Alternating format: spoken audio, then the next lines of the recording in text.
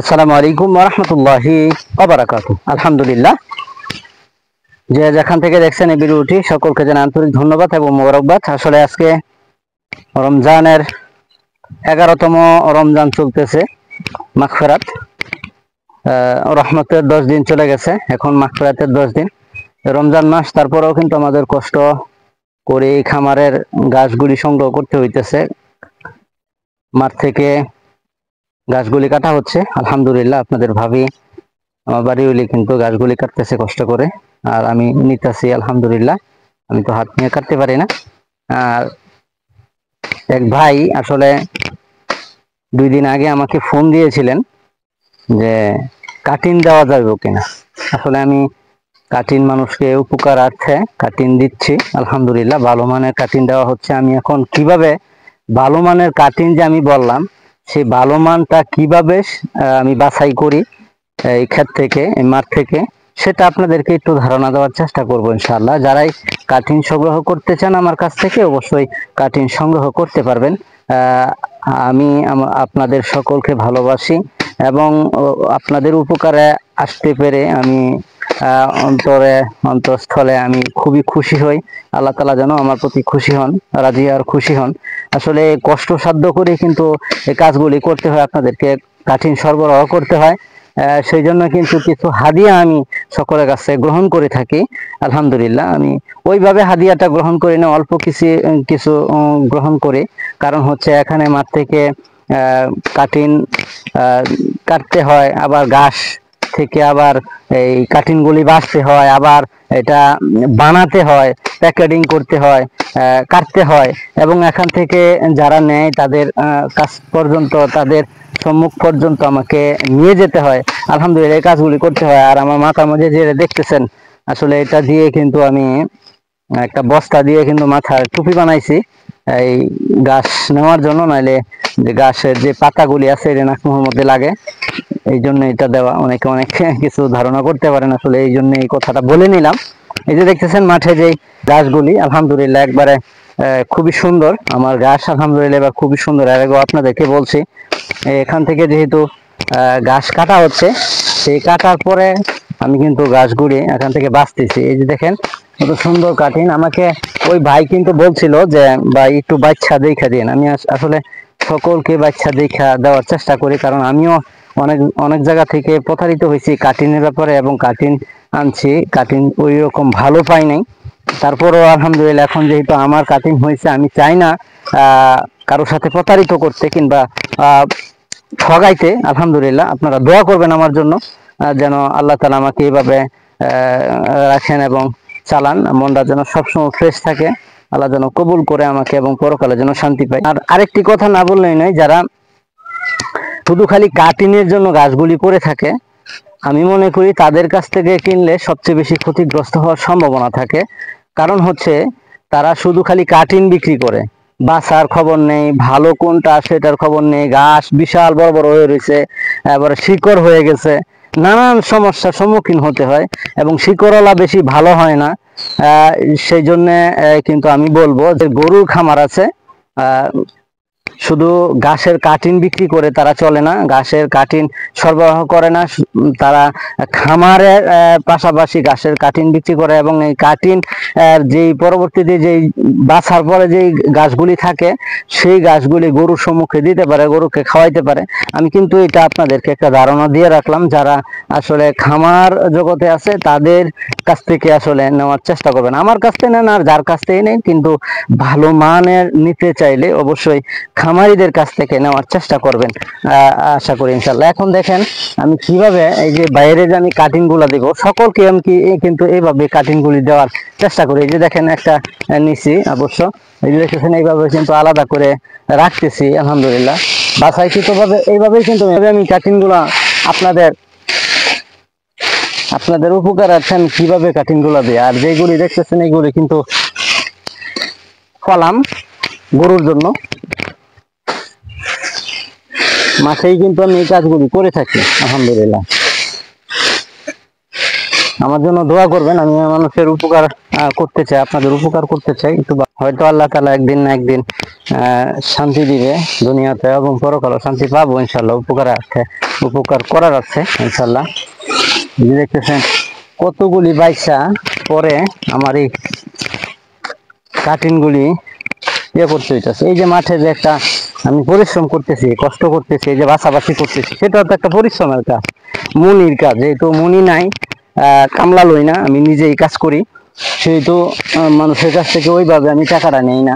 অল্প অল্প টাকায় কিন্তু আমি কাঠিন বিক্রি করে থাকি।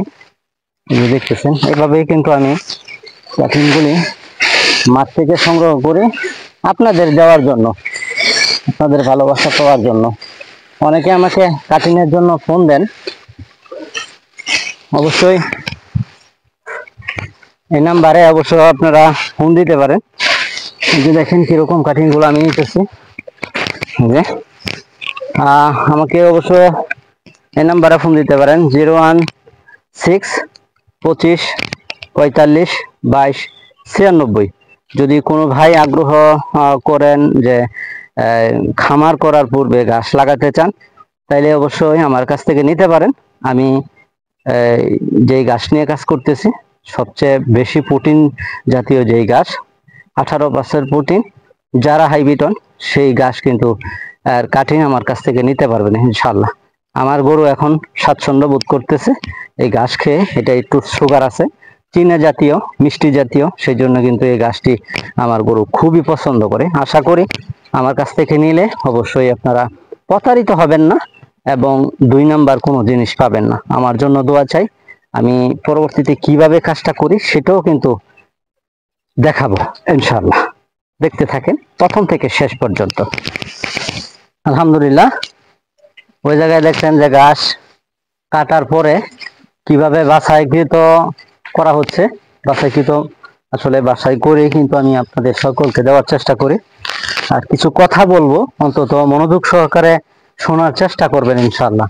সেটা হচ্ছে বাছাই করে এই পর্যন্ত আনাটা কতটুক দাপ পারিয়ে তারপর এই কাটিংগুলি তৈরি করতে হয়, সেটা একবার বিবেচনা করতে পারেন আপনারা। সেটা হচ্ছে ওই জায়গার মধ্যে ঘাস কাটা হয়েছে, কষ্ট করে এখন পর্যন্ত আনা হয়েছে, আনার পরে আবার এরকম ভাবে পরিষ্কার করা হচ্ছে। এই যে দেখতেছেন, যদি গরুর জন্য শুধু খালি ঘাস ফলতাম তাহলে পরিষ্কারের প্রয়োজন ছিল না। এখন যেই যতটুক পর্যন্ত যতটা কাটিং আমি নিতে পারবো, যতটা টাইপ আমি নিতে পারবো, ততখানি পর্যন্ত আমি পরিষ্কার করলাম। এই যে একটা শ্রম, এই পরিষ্কার পরে আবার কাটতে হবে, আবার এটা বুনতে হবে, আবার প্যাকেটিং করতে হবে, আবার যেই পর্যন্ত নেওয়ার দরকার ওই পর্যন্ত আমার নিতে হবে। এই যে শ্রমগুলি ব্যয় হয়েছে, কষ্টগুলি, পরিশ্রমগুলি ব্যয় হয়েছে, কষ্ট করতে হয়েছে, এটা ভাই কি এমনি হয়ে গেছে? না, কষ্টের কারণে, কষ্টের মাধ্যমে কিন্তু এই পর্যন্ত হয়েছে। কাটিংটা এই পর্যন্ত আপনার বাড়ি পর্যন্ত পড়ছে কিসের মাধ্যমে? কষ্টের মাধ্যমে। আমি আর আপনি যদি বলি যে এমনি দেওয়া যাবে, মাংনা দেওয়া যাবে কম, কিন্তু আসলে এটা হয় না ভাই। একটা জিনিস বিবেচনা করতে হবে। আমার বউ আছে, বাচ্চা আছে, আমার 3টা মেয়ে আছে, ফ্যামিলি আছে, বাপ মা আছে, সকলকে নিয়ে আমার চলতে হয়। এইগুলোর উপর আমার রিজিক আল্লাহ তাআলা রেখেছেন আলহামদুলিল্লাহ। ভাই এই জিনিসগুলো আমাদের তো আসলে বুঝতে হবে, অনুধাবন করতে হবে। আমি যে আপনাদেরকে এই যে কষ্ট করতেছি, দিতেছি, এই কষ্টের পরিবর্তেই কিন্তু আমাকে কিছু হাদিয়া দিবেন।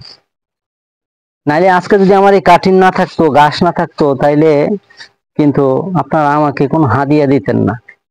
আর পরিচয় মাধ্যমটা হয়েছে কিভাবে? আমার ইউটিউব চ্যানেলটা আছে আলহামদুলিল্লাহ এগ্রো। এই ইউটিউব চ্যানেলের মাধ্যমে আপনারা আমাকে চিনতে পারছেন, আমি আপনাদেরকে চিনতে পারছি, মহাব্বত বাড়তেছে। আমরা হচ্ছে দিনী ভাই। এক দিনী ভাইয়ের খেজমত আরেকজন করবে, এটা স্বাভাবিক। আমি আপনাদের খেজমত করতেছি, সেই বিনিময়ে আমাকে কিছু হাদিয়া পেশ করতেছেন, হাদিয়া দিবেন। সেটা হচ্ছে বড় একটা মহাব্বত, ভালোবাসা। আপনাদেরকে আমি সহযোগিতা করছি, আপনারাও কিছু সহযোগিতার মাধ্যমে আমার সন্তানাদি আছে, ফ্যামিলিটা চলতেছে আলহামদুলিল্লাহ। আমি এই জিনিসটি আপনাদেরকে বোঝানোর ইচ্ছা পোষণ করতেছি যে এমনি এমনি কিন্তু আমাকে টাকা দেন না, এমনি এমনি কিন্তু হাদিয়া দেন না। ভালোবাসার আহ এমনি শুধু ভালোবাসা অর্জন করা যায় না মানুষের কাছ থেকে, আসলে অর্জন করে নিতে হয়। যেহেতু এই পর্যন্ত আসছি, সকলের কাছে দোয়া চাই, একটি আবেদন জানাবো যেন যারাই দুইজন দেখলে দুইজনেই যেন অন্তত শেয়ার করে অন্য ভাইয়ের কাছে পৌঁছায় দিবেন, এটা আমি আশাবাদী ইনশাল্লাহ। যারা আমার ভালোবাসার মানুষ আছেন, যারা আমার ভক্ত আছেন, যারা আমার অন্তরের মানুষ আছেন, আসলে যারা শ্রোতা, যারা দেখেন, অবশ্যই আশা করব আপনারা সকলে অন্তত একটা করে শেয়ার দিয়ে দিবেন। পরবর্তীতে আসলে আমি এই যে দেখতেছেন কত সুন্দর করে বাঁচছি, আলহামদুলিল্লাহ। এই যে কাটিং গুলা দেখেন, আলহামদুলিল্লাহ, এরকম দেখেন অবস্থাটা, দেখছেন কত সুন্দর বাঁচা হয়েছে। এটা পরিশ্রমের মাধ্যমে ভাই। আমি আপনাদের কাছ থেকে এভাবে হাদিয়াটা গ্রহণ করব না, পরিশ্রমের মাধ্যমে। পরিশ্রমেই কিন্তু আসলে মানুষের সবকিছু পরিবর্তন হয়। সকলের কাছে দোয়া চাই আল্লাহ রাব্বুল আলামিন যেন এরকম পরিশ্রমের মাধ্যমে শরীর স্বাস্থ্য যেন ভালো রাখে। আজকে রমজানের 11তম রমজান, আলহামদুলিল্লাহ। আমার এতগুলি কাটিং দেখতেছেন আজকে সংগ্রহ করা হয়েছে, বাঁচতেছি, কষ্ট করতেছি। আসলে আমার 500 1000 কাটিং নেওয়া হবে, আলহামদুলিল্লাহ। আমার কাছ থেকে নিবে দুই ভাই, এক ভাই হচ্ছে ময়মনসিংহ চরপাড়া থেকে, এক ভাই 500 কাটিং নিবে, আর এক ভাই বগুড়া থেকে এক ভাই আমার কাছ থেকে কাটিং নিবে, আলহামদুলিল্লাহ। তাদের জন্য দোয়া রইল।